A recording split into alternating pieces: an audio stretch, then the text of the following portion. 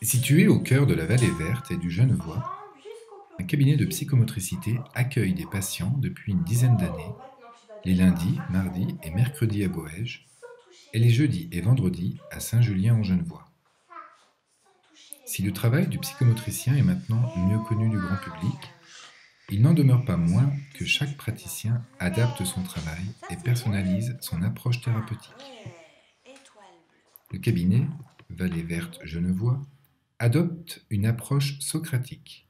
Il s'agit d'être avant tout à l'écoute afin de favoriser l'émergence de solutions au rythme du patient. Trois leviers majeurs caractérisent le travail. La pratique au travers le plaisir, l'envie, le désir, l'utilisation des acquis pour approcher les fragilités, et enfin l'accompagnement dans l'autonomisation. Il s'agit de montrer au patient ce dont il est capable et mettre en lumière un potentiel existant.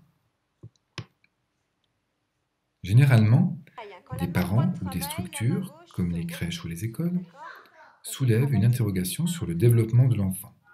Il peut s'agir par exemple de l'accompagnement psychomoteur dans les grandes étapes d'évolution d'un bébé ou d'un jeune enfant, de la relation mère-enfant, des difficultés scolaires dues à des troubles de l'attention, de la perte de l'estime de soi, de difficultés durant des périodes charnières comme l'adolescence ou d'autres périodes de changement.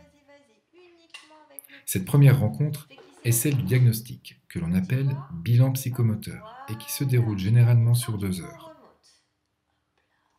Les séances se déroulent principalement en 3 étapes. Un temps d'accueil, où la personne est amenée à verbaliser ses vécus. Puis, un travail est mis en place au travers le jeu, la musique, le dessin, des stimulations, en suivant des objectifs préalablement établis.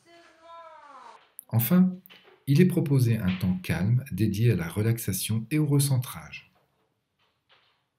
S'il est difficile au démarrage d'un suivi d'établir précisément la durée d'une prise en charge, il est généralement nécessaire de réaliser 8 à 10 séances. Une séance dure 45 minutes et 30 minutes pour les plus jeunes. La prise en charge ne s'arrête évidemment pas aux séances. Médecins, enseignants, autres professionnels comme orthophonistes, psychologues, ergothérapeutes, ostéopathes, etc. échangent régulièrement avec le psychomotricien. Des objectifs sont fixés et les exercices adaptés. Ainsi, au fil des séances, le patient s'ouvre et progresse grâce à quelques principes clés: la contenance, la rassurance, la stimulation, ainsi que beaucoup d'écoute et de bienveillance.